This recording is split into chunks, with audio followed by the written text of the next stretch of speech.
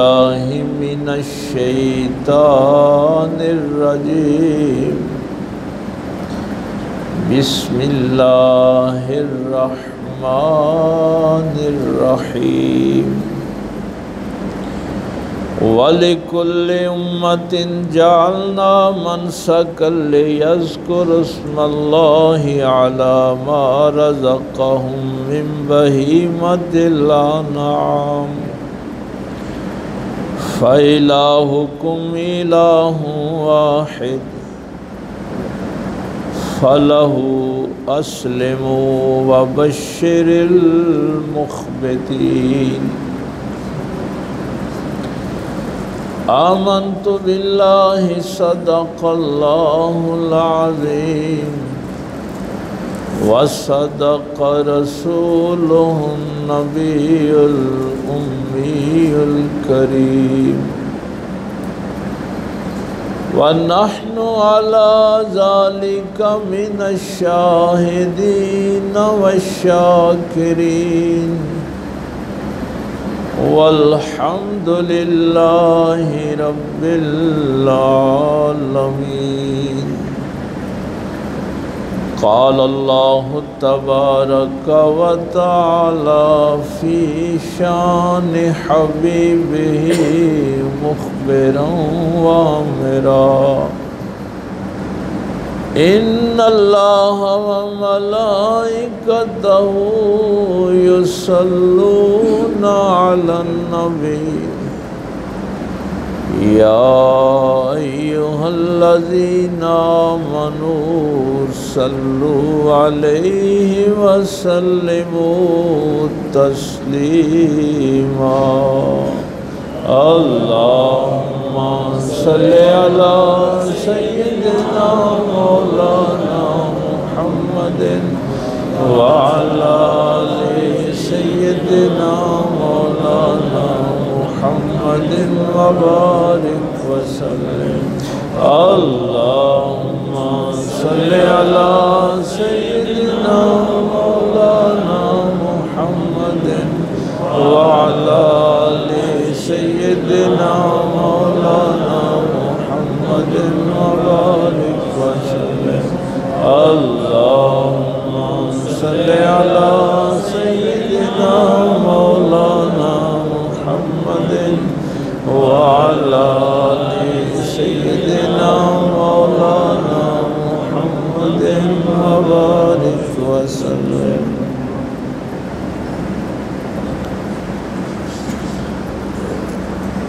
अल्लाह रब्बुल इज़्ज़त की हम्द व सना के बाद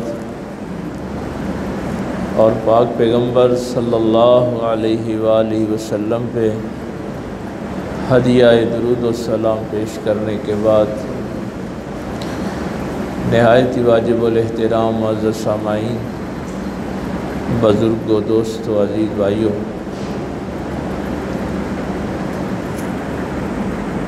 कमरी साल का ये आखिरी महीना ज़िलहज जो हुर्मत वाले महीनों में से है और इसकी जो पहचान है, जो ख़ुसूसियत है, वो मैंने पिछले जुमे आपसे अर्ज़ कर दिया था कि ये 10 रातें अल्लाह ताला को बहुत पसंद हैं, बहुत अहम हैं और इनकी अल्लाह ताला ने कसम उठाई। वल फज्र व लयालिन आशरिन व शफ़े वल वत्र। अल्लाह फरमाता है फजर की भी कसम और 10 रातों की कसम, जुफ्त की भी कसम और ताक की भी कसम। तो मैंने पिछले जुम्मे मुफस्सिरीन की आरा आपके सामने रखी थी कि ज़्यादातर जो मुफस्सिरीन हैं वो ये जो 10 रातें हैं ये ज़िलहज की जो हैं इनका ज़िक्र है और कुछ के नज़दीक ये जो 10 रातें हैं ये मुहर्रम की हैं। ये मुफस्सिरीन का इख्तिलाफ है। लेकिन जो ज़्यादातर इस ज़िलहज की ये 10 रातें लेते हैं, ये जो आगे है वह शफ़े वल वत्र, जुफ्त की भी कसम और ताक की भी कसम। तो ताक जो है ये यौम अरफा का दिन है, 9 ज़िलहज्जा का दिन। इस दिन की भी बड़ी अहमियत है, इतनी बड़ी अहमियत है कि जिसने यौम अरफा का रोज़ा रखा, ये अहमियत किसी और दिन के लिए वही नहीं है, ये सिर्फ़ यौम अरफा का, कि जिस दिन अल्लाह ताला फ़रिश्तों से फ़रमाता है कि देखो मेरे बंदे अपनी मर्ज़ी का लिबास उतार के मेरी मर्ज़ी का पहन कर मैदान अरफात में है। सबका लिबास एक, 2 चादरें, सर नंगे, गर्दो गुबार पड़ा हुआ है, और एक ही बोली है लब्बैक अल्लाहुम्मा लब्बैक।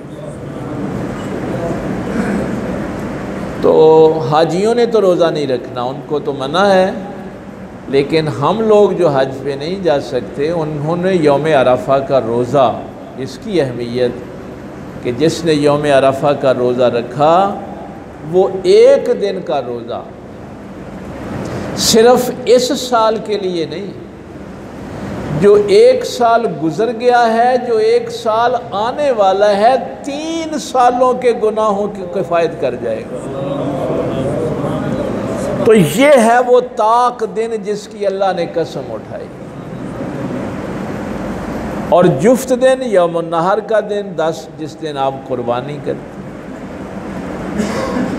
तो ये अहमियत जो है इन दिनों की, पता नहीं हम इनसे दिनों से या रातों से इस्तिफ़ादा कर पाते हैं या नहीं कर पाते, ये हमारी मर्ज़ी है। हमने तो बहरहाल आपको पिछले जुमे भी ये बात अर्ज़ कर दी थी।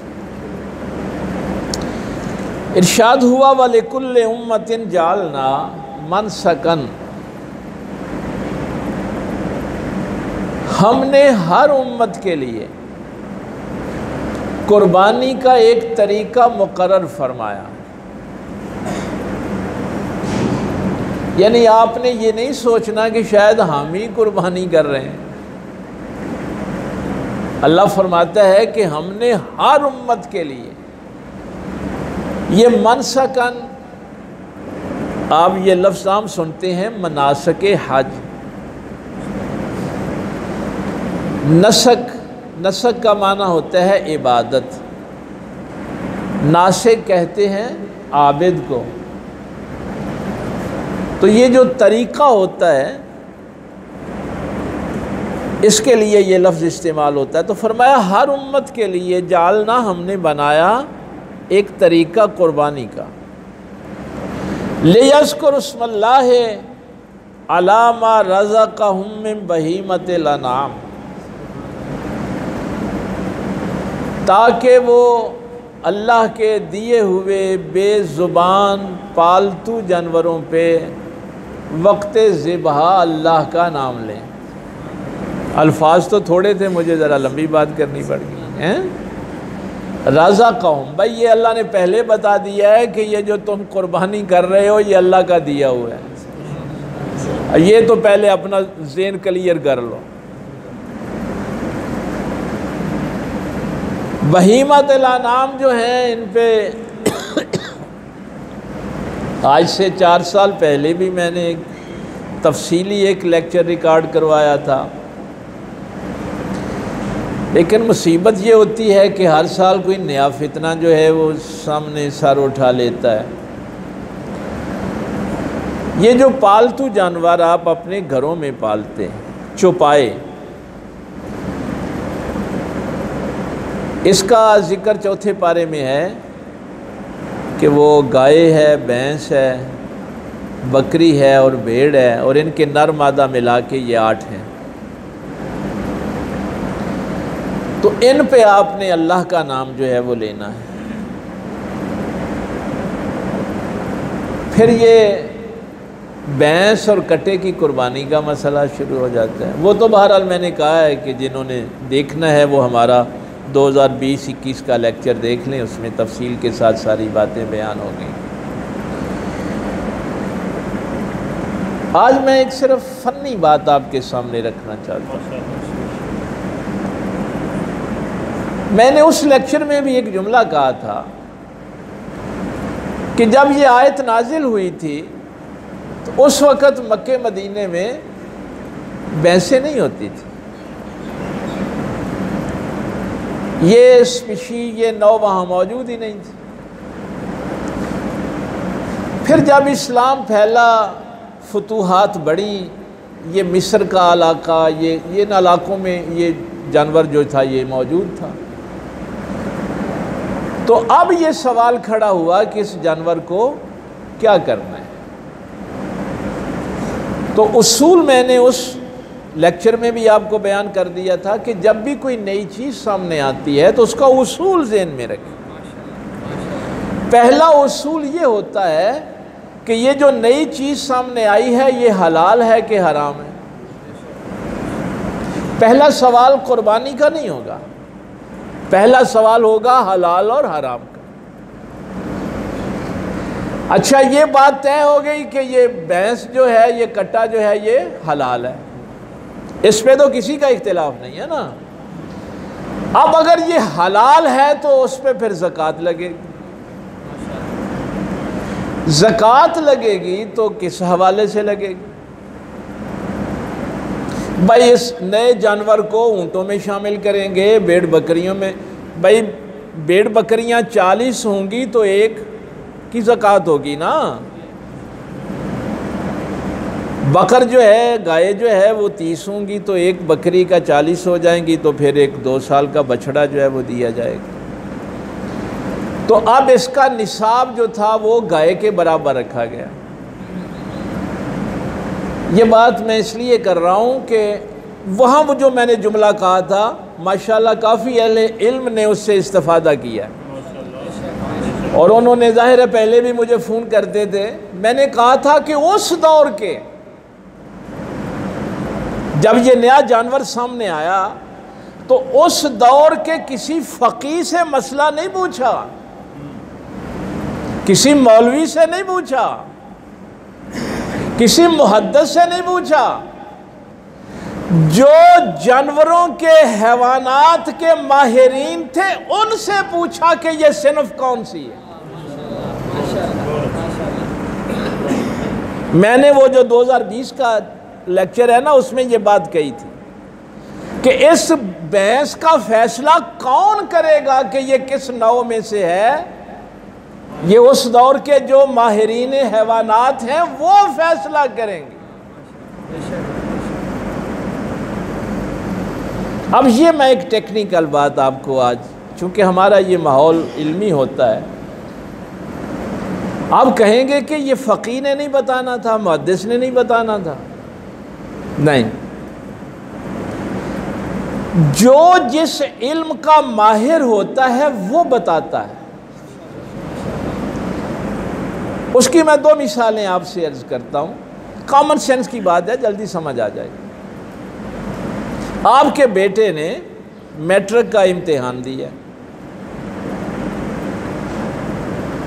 उसकी अंग्रेज़ी में कंपार्ट आ गई, अंग्रेज़ी में वो फेल हो गया। अब स्कूल में टीचर उर्दू का भी है, इस्लामियात का भी है, फिज़िक्स का भी है, केमिस्ट्री का भी है, लेकिन आपका बच्चा फेल हुआ है इंग्लिश में, तो आप उसको ट्यूशन इस्लामियात वाले के पास भेजेंगे कि ये भी तो टीचर ही है ना, या उर्दू वाले के पास भेजेंगे? ओ भाई नहीं, जिस मजमून में वो फेल हुआ है उस मजमून के माहिर के पास भेजेंगे। ये उसूल की बात है। अगर फिजिक्स में फेल हुआ है तो फिजिक्स वाले टीचर के पास भेजें। या आप बीमार हो जाते हैं, आपको हार्ट का मर्ज हो गया, दिल का मर्ज हो गया, तो क्या आपको किसी आर्थोपेडिक के पास ले जाएंगे? वो भी तो डॉक्टर ही है ना। कि या किसी गुर्दे के स्पेशलिस्ट के पास ले जाएंगे? नहीं, डॉक्टर सारे ही हैं, लेकिन जो जिस चीज का माहिर है वो बताएगा कि इसका इलाज क्या है। अब जरा आ जाइए हमारे यहां भी, ये दीन के मामलात भी असल में परेशानी यहां से होती है कि जब हम हर मसला हर मौलवी से पूछना शुरू कर देते हैं। ओ भाई ऐसे नहीं होता। मसलन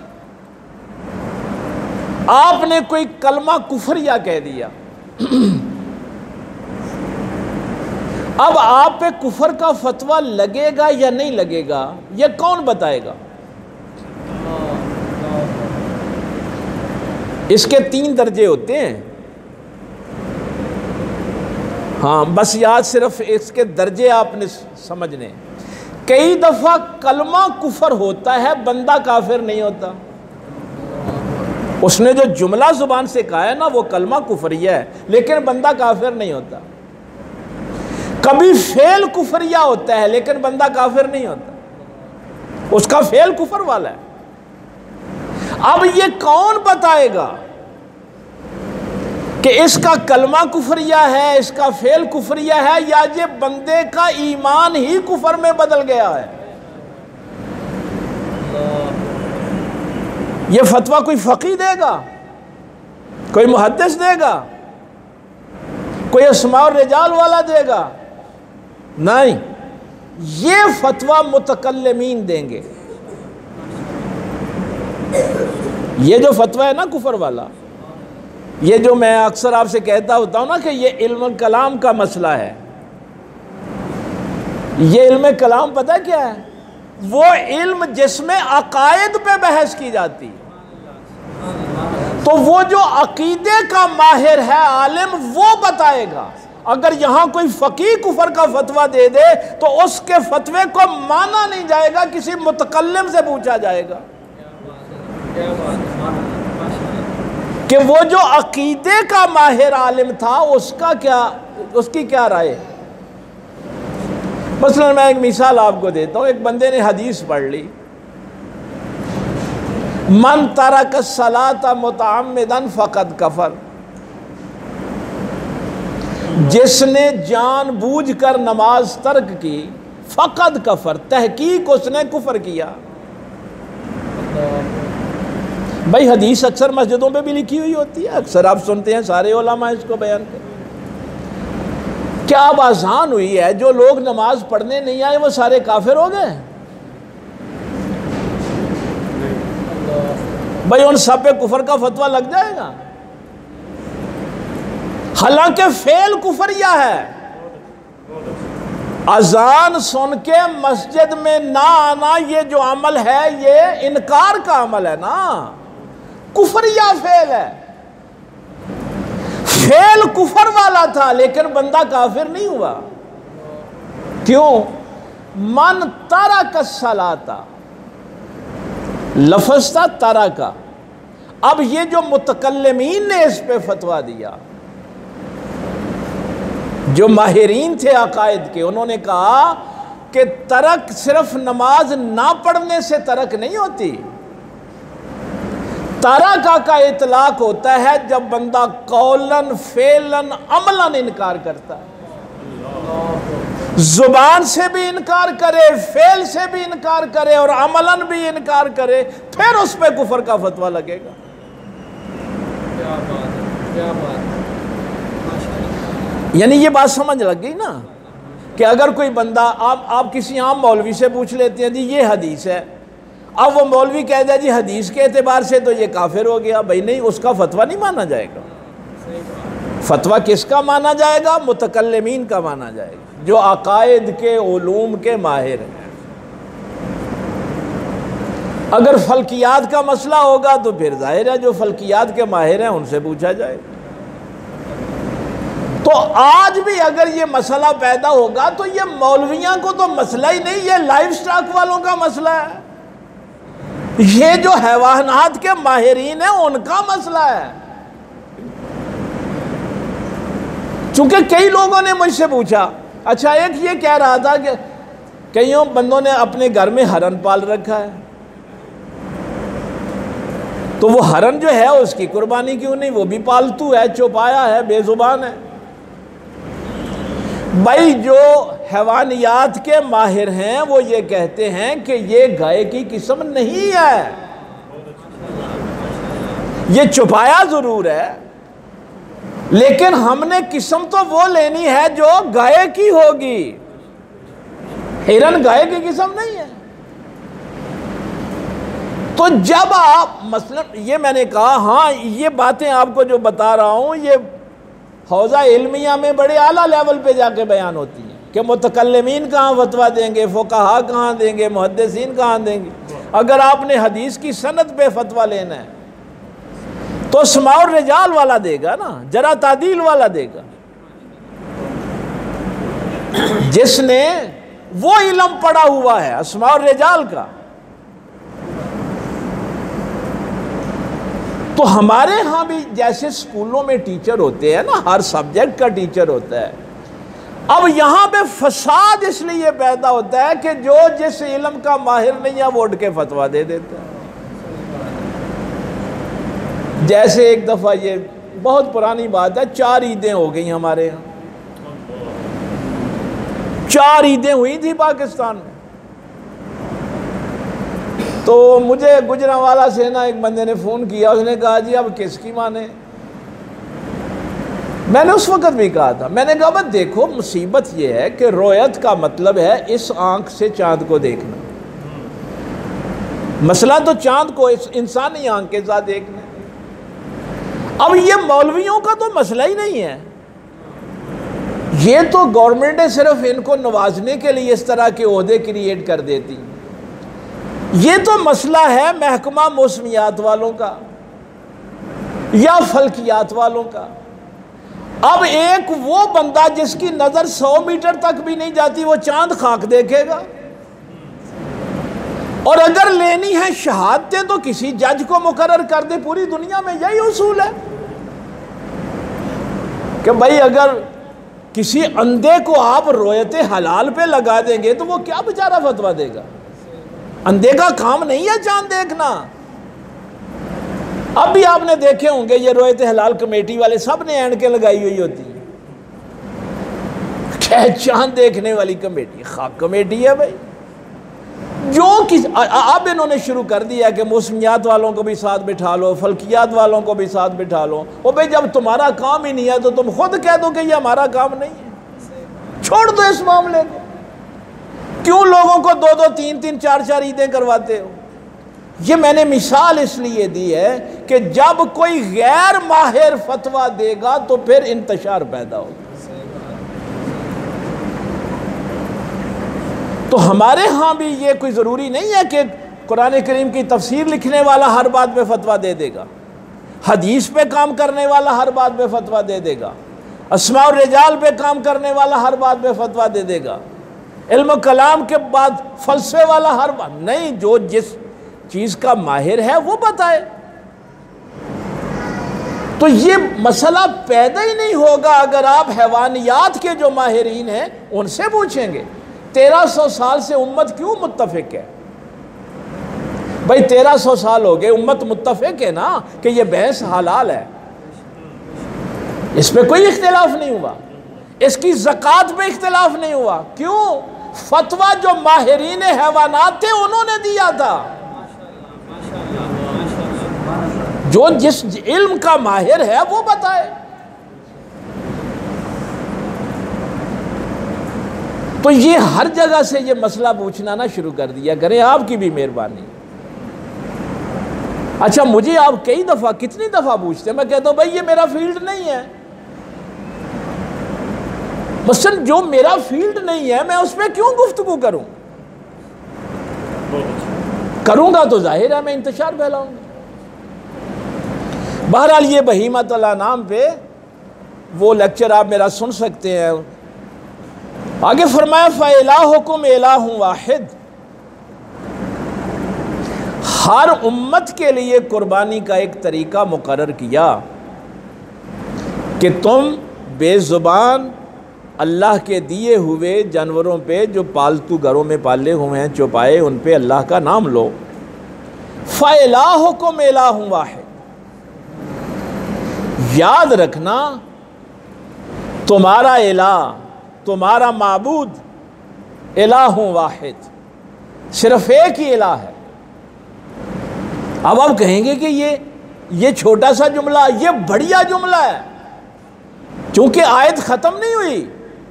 हर उम्मत के लिए कुर्बानी का तरीका हमने मुकर्रर किया। इस जुमले पे गौर करें, हर उम्मत के लिए कुर्बानी का एक तरीका मुकर्रर किया, यानी तरीके मुख्तलिफ थे, हर उम्मत का तरीका मुख्तलिफ था, लेकिन हर उम्मत की ख्वाहिश यही थी कि इबादत अल्लाह की करनी। माबूद बरहक एक ही था। यह नहीं कि कुर्बानी का तरीका मुख्तलिफ हुआ तो माबूद भी बदल गया। उन उम्मतों का माबूद भी अल्लाह ही था, तुम्हारा माबूद भी अल्लाह ही। तो कुर्बानी की बुनियाद ये बताई गई है कि ये इबादत है और इबादत सिर्फ अल्लाह की है। फलहु अस्लिमू, उसी अल्लाह की अताअत करो, उसी के सामने सर झुकाओ। ये अस्लिमू, तस्लीम कर लो अल्लाह को माबूद। वबश्शिरिल मुख़बितीन, ये ख़ब्त भी अरबी ज़ुबान में कहते हैं पस्त ज़मीन को, जो ज़मीन जिसमें गड़ा पड़ जाए ना, जो नशेबी ज़मीन हो, उसको अरबी ज़ुबान में ख़ब्त कहते हैं। वबश्शिरिल मुख़बितीन, खुश खबरी है आजज़ी करने वालों के लिए। कहाँ से कुर्बानी की बात शुरू हुई? माबूद बरहक, और फिर अल्लाह की तस्लीम व रज़ा, और इख्तिताम इस बात पे हुआ कि कुर्बानी भी वही करेगा जिसके दिल में आजज़ी है।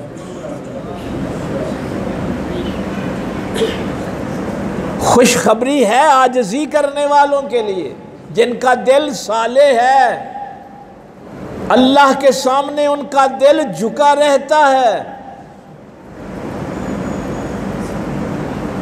लोगों को दिखाते नहीं फिरते, क्या देखो मैं 4 लाख का डंगर आंदा है। भाई बात तो पहले ही ख़त्म कर दी कि ये जो तू कुर्बानी कर रहा है ये दिया हमने है, हाँ ये तेरा नहीं है। अल्लज़ीना इज़ा ज़ुकिरल्लाहु वजिलत क़ुलूबुहुम, ये जो आजिज़ी वाले दिल हैं ना, इनकी फिर आगे कैफियत बयान की। अल्लज़ीना इज़ा ज़ुकिरल्लाहु वजिलत क़ुलूबुहुम, ये आजिज़ी वाले दिल वो हैं जब उनके सामने अल्लाह का जिक्र किया जाता है तो उनके दिल थर थर कांपना शुरू कर देते, कपकपी तारी हो जाती है उनके दिलों में। वस्साबिरीना अला मा असाबहुम, और उन पे अगर कोई मुसीबत आती है तो उस पे सब्र करते। ये आजिज़ी वाले दिल की आगे निशानियां बयान की जा रही। अल्लाह के ज़िक्र से दिल कांपता रहता है उनका। बीमारी आ जाए, भूख आ जाए, तकलीफ़ आ जाए, अल्लाह की तरफ से कोई आजमाइश आ जाए तो उस पर सब्र करते हैं। ये जो पीछे एक बात रह गई थी, जुमला देखिए, ये शायद की बरकत से वो मेरे ज़हन में आया। मैंने कहा था कभी जुमला कुफरिया होता है लेकिन बंदा काफिर नहीं होता। फेल की तो मैंने मिसाल दे दी थी। मसलन कोई मुसीबत आ गई, आजमाइश आ गई, बीमारी की आ गई, भूख की आ गई, कारोबार में नुकसान हो गया, फलों का नुकसान हो गया, क्या हुआ? अब बंदे ने कह दिया मेरे ते मुकद्दर ही माड़े। ये कलमा कुफरिया है। चूंकि जब मैं अल्लाह पर ईमान लाया था तो मैंने अल्लाह के साथ ये अहद किया था, अमनतु बिल्लाहि व मलाइकतिही व कुतुबिही व रुसुलिही यौमिल आखिर वल क़द्रि खैरिही व शर्रिही मिन अल्लाह ताला। मैंने अपने अल्लाह से ये वादा किया था कि मेरा मुकद्दर अच्छा है या बुरा है, मेरी अल्लाह की तरफ से मैंने मान लिया। अब मैं उस अल्लाह के सामने अपने मुकद्दर का, किस्मत का गिला करूं? इसका मतलब है कि मैंने अपने अल्लाह के फैसले पे सब्र नहीं किया। हाँ, ये दिल भी आजिज़ी वाला नहीं होता जो अल्लाह की आजमाइशों पे सब्र नहीं करता, साबिर नहीं होता। लेकिन इसमें वही आजमाइशें हैं जो अल्लाह की तरफ से आती। अगर कोई जालिम, कोई कातिल, कोई डाकू, कोई चोर आपको तकलीफ पहुंचाता है तो उसको रोकना है, उसके खिलाफ लड़ना है, जिहाद करना है। हाँ, ये भी नहीं है कि आप उन जालिमों को भी उसी खाते में ले जाएं।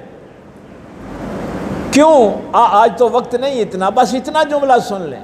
जो आजमाइश अल्लाह की तरफ से आई है वो रहमान और रहीम की तरफ से आई है, उसमें कभी मेरा नुकसान नहीं हो सकता। वो मुझे बीमार भी करेगा तो मेरा फायदा होगा। इसलिए उसके हर फैसले पे सब्र करना है। वल मुकीमिस सलाते व मिम्मा रज़क़नाहुम युनफ़िक़ून।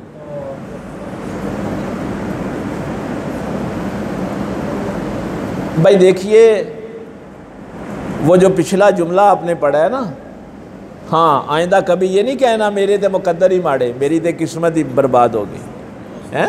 ये नहीं कहना।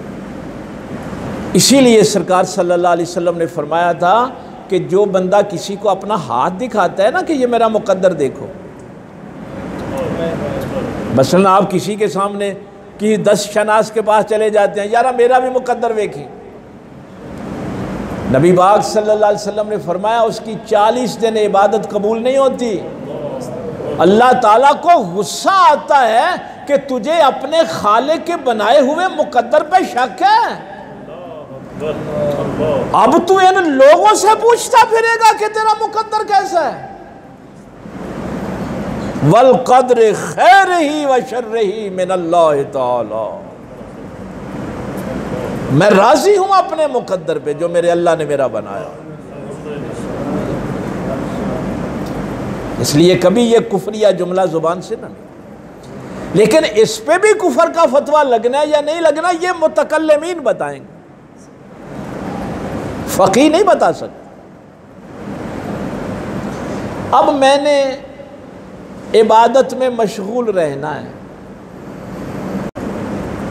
तो दोनों चीज़ें बयान, वल मुकीमिस सलाते व मिम्मा रज़क़नाहुम युनफ़िक़ून।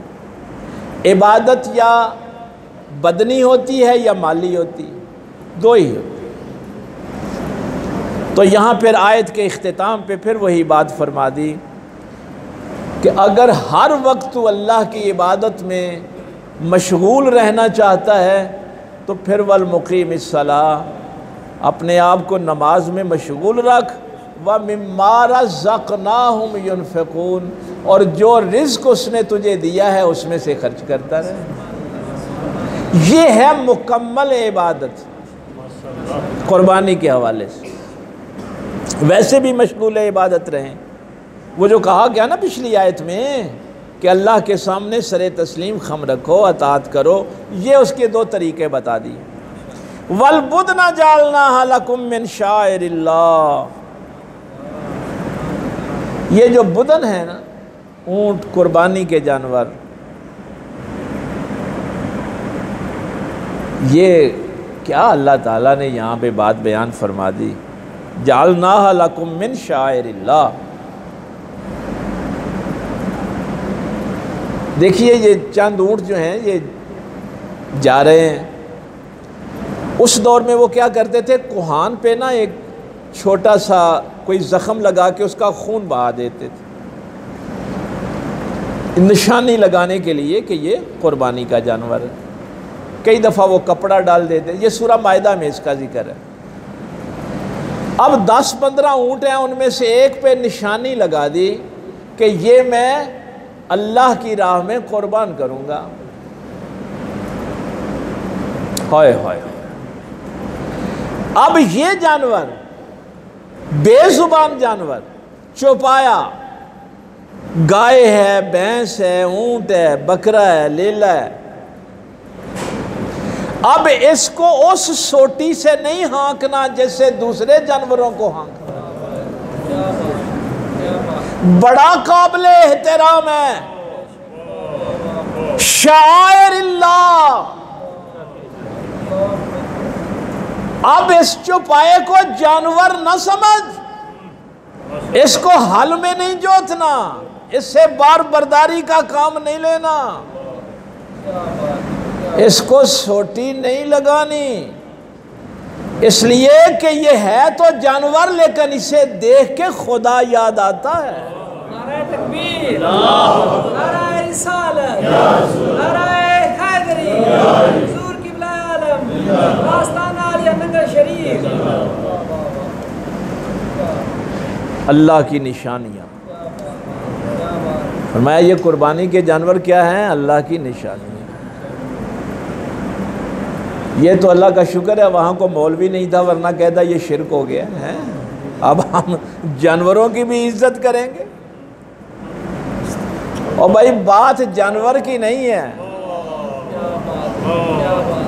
बात जानवर की नहीं है। शाइरिल्लाह, ला इलाहा इल्लल्लाह मुहम्मदुर रसूलुल्लाह। जिस जिस चीज के साथ अब अल्लाह लगता जाएगा वो काबिल एहतराम होता जाएगा।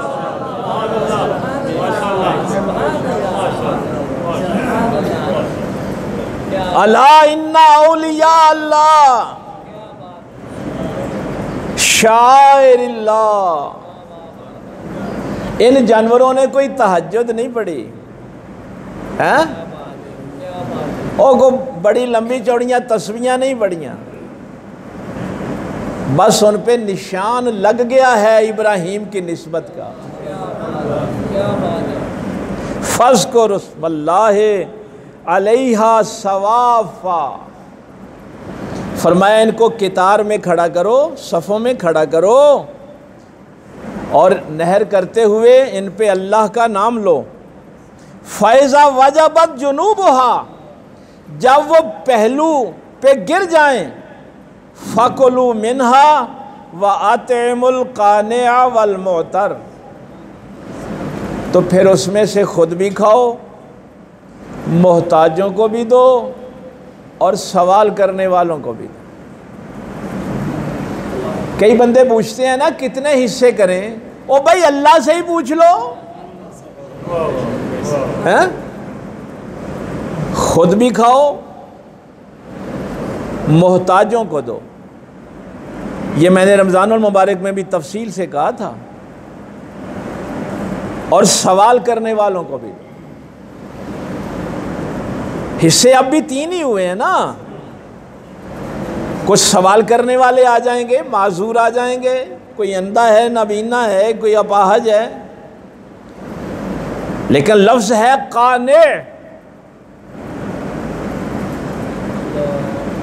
भाई बंदा ठीक है, सेहतमंद है, पूरी मेहनत मजदूरी करता है, पूरी जान लड़ाता है, लेकिन फिर भी इतना नहीं कमा पाता कि अपना घर चला सके। अल्लाह फरमाता है पहले उनको तलाश करो जो कनात करके इज्जत नफ्स लेके घरों में बैठे हुए हैं। तो हिस्से 3 ही करने हैं, खुद भी खाओ, और ये सवाल करने वाला तो तुमसे नहीं किसी और से भी कर लेगा, लेकिन उनको तलाश करो। वो जो तीसरे बारे में है, ला यसालून अन्नासा इल्हाफा, जो लिपट लिपट कर सवाल नहीं करते। यहाँ है काने जो कनात करके बैठे हुए हैं। कज़ालिका सख्खरनाहा लकुम लअल्लकुम तशकुरून। फरमाया ये हमने तुम्हारे लिए मुसख्खर कर दिए ताकि तुम शुक्र करो। कुर्बानी के आखिर में देख लेना है कि हमारे अंदर जज्बा शुक्र मौजूद है या नहीं। ये मुहासबा करते जाना इन आयतों को, चूँकि वक्त हो गया है, मैं जल्दी जल्दी इनका तर्जुमा कर दूँ।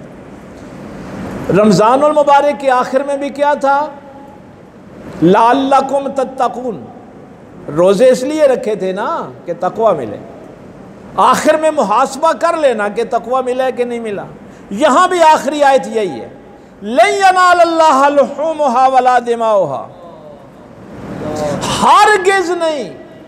चूँकि अल्लामा सईद साहब बैठे हुए, मुझे डर भी लगता है ना ये लन का तर्जुमा करते हुए, हरगिज़ नहीं पहुँचेगा ना गोश्त ना खून। अल्लाह की बारगाह में ये गोश्त और खून हरगिज़ नहीं पहुँचना। वलाकिन यनालुहु तक़वा,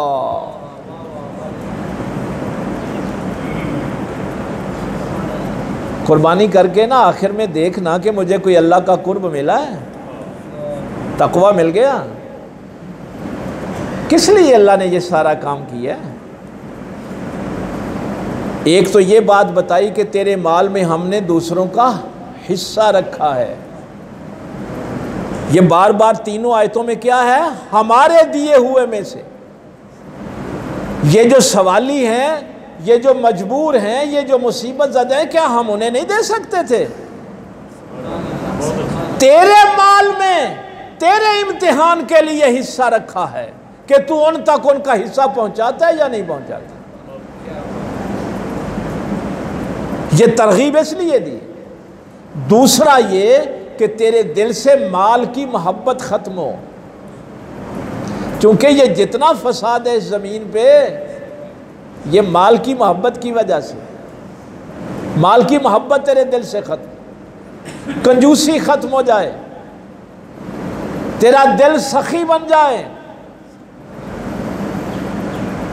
और फिर आखिर में ये जो तकवा है ये मोहब्बतों का मवाजना है कि अगर अल्लाह से मोहब्बत थी तो क्या माल की मोहब्बत उसके सामने कुर्बान की कि नहीं की?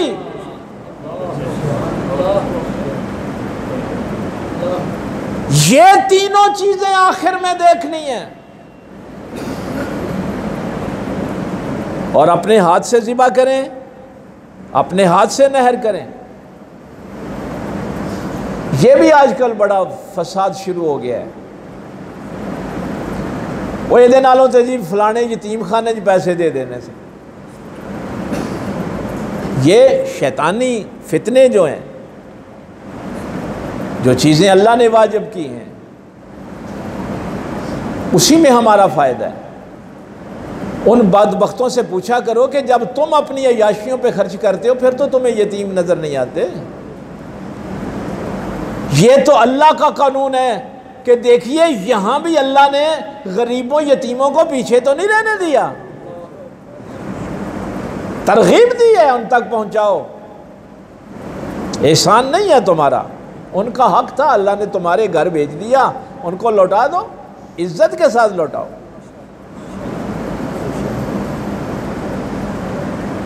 अपने हाथ से नबी पाक सल्लल्लाहु अलैहि वसल्लम ने 63 ऊँट आखिरी हज के मौका अपनी 63 साल ज़ाहरी हयात मुबारक 1 साल के लिए एक 63 ऊँट अपनी तरफ से ज़िबा नार की।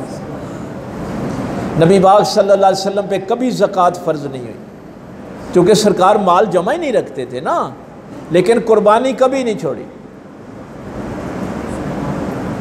हर आकिल बालिग मुसलमान आज़ाद और मुकीम साहब निसाब पे कुर्बानी वाजिब है। इन दिनों में अगर आप साहब निसाब हो जाते, 52 तोले चांदी, ये तकरीबन 1,30,000 रुपये, ज़रूरियात ज़िंदगी निकाल कर अगर इतने पैसे आपके पास हैं तो कुर्बानी करें। ये कुर्बानी वाजिब है। और फरमाया इन दिनों में अल्लाह ताला को इस अमल से सिवा कोई और अमल ज़्यादा कबूल ही नहीं है। अल्लाह को ये अमल कबूल है उसकी बारगाह में, उसके लिए अल्लाह की रज़ा के लिए खून बहाया जाए। और जो घर का सरबराह है, आपको पता है ना इस्लाम में, शरीयत में घर किसे कहते हैं? एक मर्द और एक औरत जब शादी करते हैं तो वो एक ख़ानदान है। ये नहीं भी यही चार भरा एक घर रह रहे हैं तो असी ख़ानदान नहीं, शरीयत इसको ख़ानदान नहीं कहती। शरीयत में जब एक मर्द और एक औरत शादी कर लेते हैं तो वो एक ख़ानदान है। मेरे माँ बाप मेरे साथ रह रहे हैं, अगर वो साहब निसाब हैं तो वो भी करेंगे, अगर वो साहब निसाब नहीं, मैं साहब निसाब हूँ, तो सबको सवाब सबको मिलेगा, मेरे फौत शुदा वालदैन को भी मिलेगा, सारा घर जो है उस सवाब में शरीक हो। लेकिन अगर मर्द हो या औरत हो, अगर औरत साहब निसाब है तो उसकी तरफ से, अच्छा कई दफ़ा ये भी, कल परसों एक बंदा कह रहा था कि वो जी वो मैंने पिछले दिनों एक निकाह पढ़ाया, उन्होंने 10 तोले जेवर जो था ना वो हक महर में लिखाया। तो मैंने उस बच्ची से भी कहा था, मैंने कहा कि देखिए अब तुम्हारे ऊपर ज़कात भी है और कुर्बानी भी है। अब ये नहीं है कि तुम 10 तोले सोने की मालकन बन के बैठी हुई हो और अब ये वाजिबात जो हैं ये तुमने अदा नहीं करने। नहीं, पैसे तो सोने में से दो ना, उसको बेच लो। आपके घर के अगर 7-8 कमरे हैं, आप इस्तेमाल 4 कर रहे हैं तो बाकी 4 गिने जाएंगे, वो अजाफी हैं।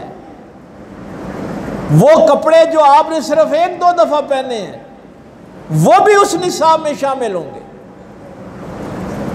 आपके जेवरात शामिल होंगे। लेकिन बात तो फिर वही है कि जिसके दिल में होगा कि अल्लाह के दिए हुए में से देना है,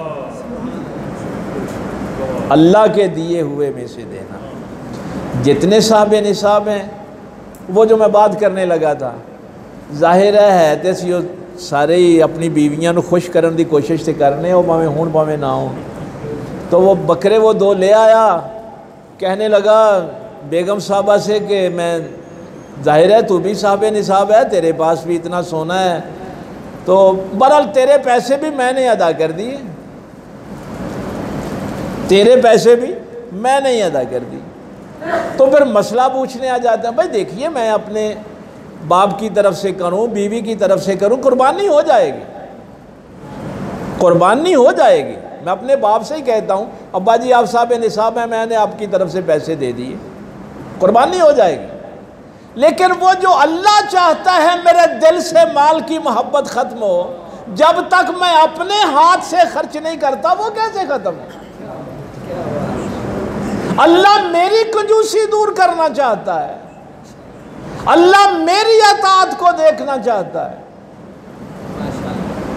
तो जो फेले ज़िबा में लोग शामिल होंगे, नीचे कसाब ने हाथ रखा हो, ऊपर आपने रखा हो, तो दोनों तकबीर पढ़ेंगे। अगर जान भूले से अगर किसी एक की रहेगी तो कुर्बानी हो जाएगी, लेकिन अगर जान बूझ के अगर आप तकबीर नहीं पढ़ते तो फिर वो तकबीर नहीं होती। तो तकबीर भी आप पढ़ेंगे, गोश्त जैसे अल्लाह ताला ने फरमाया है इसको भी आपने तकसीम करना है। आज तकसीम करते हुए अब अल्लाह देखेगा कि अपने घर में कितना रखता है, और जहाँ अल्लाह ने फरमाया दे उनको हड्डियाँ चर्बी देता है कि उनको भी असली गोश्त देता है। वक़्त ज़्यादा हो गया, लेकिन मैं एक बात जाते जाते आपसे एक मिनट, वो बात मेरे जहन से ना निकल जाए। एक बंदा कहने लगा जी वो स्टोर भी तो हम कर सकते हैं, पहले 2 दिनों का हुक्म था, उसके बाद नबी पाक सल्लल्लाहु अलैहि वसल्लम ने इजाज़त दे दी, तो अरब सुखा लेते थे, अपने काफ़िलों में साथ रखते थे। मैंने कहा तुम्हें ये बात तो याद है, ये नहीं याद कि जब नबी पाक सल्लल्लाहु अलैहि वसल्लम ने फरमाया घर गोश्त पकाओ तो उसकी खुशबू गरीब हमसायों के घर नहीं जानी चाहिए, या फिर पानी इतना डाल लो कि उसके घर में भी भेजो। अगर 2 महीने अपने घर में गोश्त भून के खुशबुएं उनके घर तक पहुंचाओगे तो उसका जिम्मेदार कौन है? कौन बचाएगा तुम्हें? तो ईद की नमाज के बाद इसका कुर्बानी का आप एहतमाम करें। और वो जो मैंने पिछले जुमे आपको बताया था, रिज़्क़ हलाल का हो, हाँ ये बुनियादी शर्त है।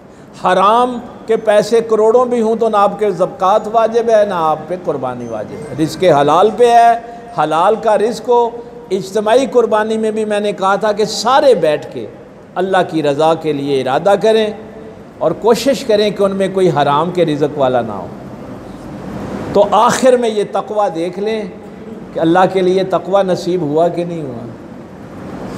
तो ये 6:15 बजे कोशिश करना कि आ जाना है, फिर हम 6:30 बजे तक नमाज जो है ईद की वो 10 मिनट ऊपर भी हो जाएंगे तो अदा कर लेंगे। अल्लाह अमल की तौफीक दे। आखिर